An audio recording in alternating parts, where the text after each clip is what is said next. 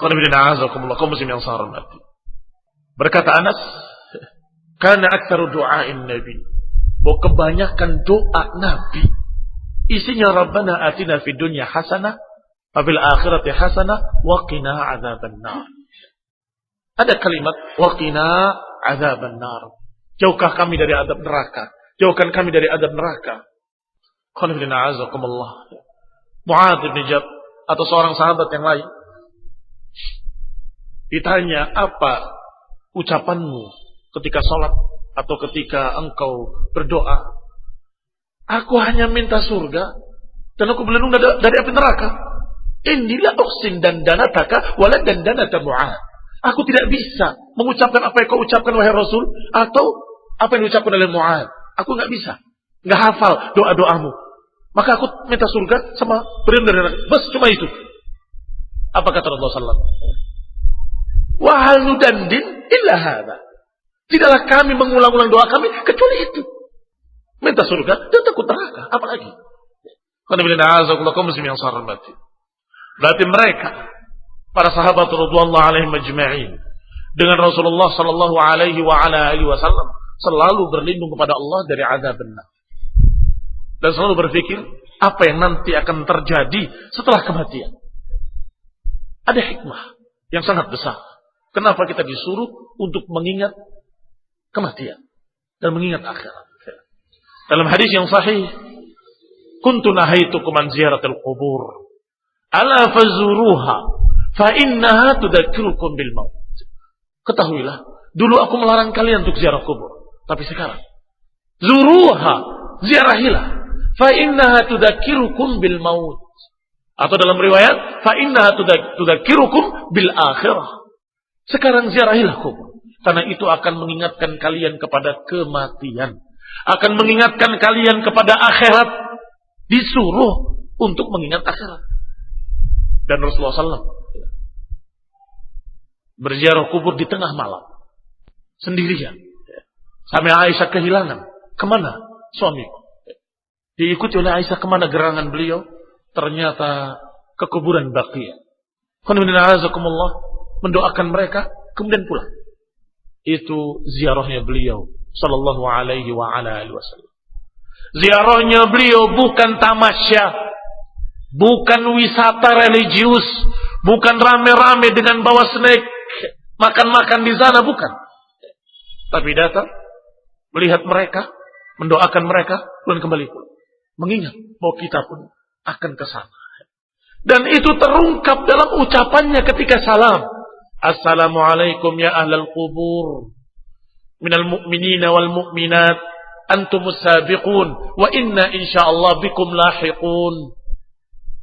Atau assalamualaikum ya ahlad diyar. Assalamualaikum ya ahlad diyar, wahai penduduk kubur, kalian lebih dulu dan kami akan menyusul. Selalu diucapkan setiap masuk ke kuburan, assalamualaikum ya ahlad diyar, minal mu'minina wal mu'minat, antum sabiqun wa inna insyaallah bikum lahiqun, dan kami insyaallah akan menyusul kalian. Kami insyaallah akan menyusul kalian. Kami insyaallah akan menyusul kalian wahai ahlul qubur. Artinya kami akan mati seperti kalian. Selalu diulang. Ingat terus bahwa aku akan mati, aku akan mati, aku akan mati. Apa yang sudah dipersiapkan?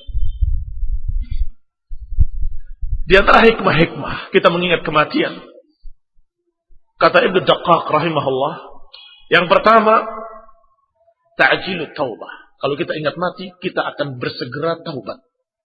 Bersegera untuk bertaubat dengan taubatan nasuha, menghentikan kemaksiatan yang biasa dikerjakannya, menghentikan berbagai macam dosa-dosa yang selalu dia kerjakan, dan bertaubat dengan taubatan nasuha, berhenti dengan benar-benar berhenti dan berazam untuk tidak mengulangi dan menangis di hadapan Allah, ampunilah kami, ampunilah kami. Karena dia berpikir akan mati. Jangan sampai ketika mati belum taubat.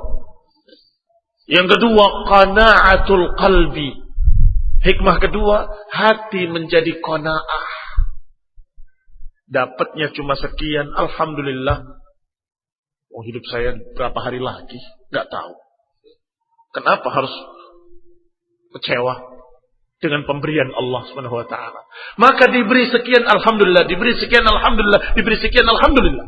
Qanaah. Merasa syukur dengan apa yang ada, merasa cukup dengan apa yang ada. Ini kalau orang itu ingat kematian.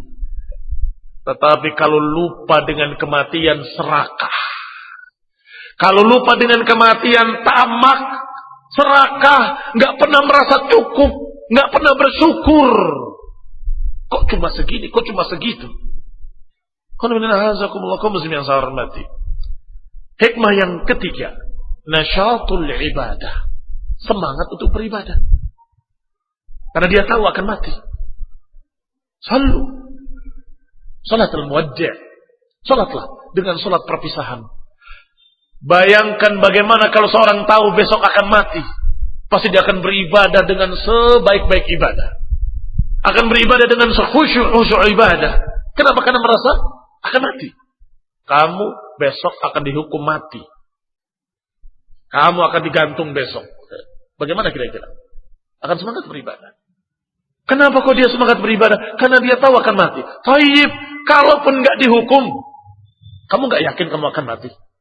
Walaupun nggak dihukum dengan hukum gantung, apakah nggak yakin kalau kita akan mati? Walaupun belum tahu kapan. Entah esok, entah lusa, entah bulan depan, entah tahun depan. Wallahu ta'ala alam. Allah subhanahu wa ta'ala memegang ubun-ubun kita. Kapan Allah kehendaki Allah cabut nyawa kita. Maka tentunya dengan demikian akan bertambah ibadah. 3 hikmah ini akan didapat kalau kita selalu ingat kematian. Sebaliknya kalau kita melupakannya akan ditimpa 3 bencana. Masih ucapan Ibnu Daqqaq rahimahullah. Bencana pertama taswifut taubah, menunda-nunda taubat. Nanti gampang, nanti saja gampang. Nanti kalau sudah tua, nanti kalau sudah begini, nanti kalau sudah selesai, saya kan masih terlibat, masih terkait dengan kerjaan saya. Nanti kalau saya sudah pensiun, saya akan taubat. Nanti kalau saya sudah selesai usaha saya akan taubat. Nanti kalau saya sudah kaya, saya akan taubat. Dia tidak sadar kalau besok dia akan mati. Yang kedua, tarkur ridha bil kafaf. Tidak pernah merasa cukup. Tidak pernah merasa puas. Selalu serakah, selalu tamak dengan dunia. Hatta zurtumul maqabir. Sampai benar-benar mati, baru dia menyesal. Yang ketiga, at-takasul, akan bermalas-malasan dalam beribadah. Karena merasa nanti saja kalau sudah tua saya akan beribadah. Ini khairan a'azakumullah. Hikmah dari mengingat kematian dan bahayanya kalau kita melupakan kematian. Nasallahu taufiq wal hidayah. Wa nasallahu ta'ala as-salam wal afiyah fid dunya wal akhirah. Amin wa sallallahu Muhammadin wa ala alihi wa ashabihi wa sallama tasliman katsira. Subhanakallahumma wa bihamdik asyhadu an la ilaha illa anta astaghfiruka wa atubu ilaik. Wassalamu alaikum warahmatullahi wabarakatuh.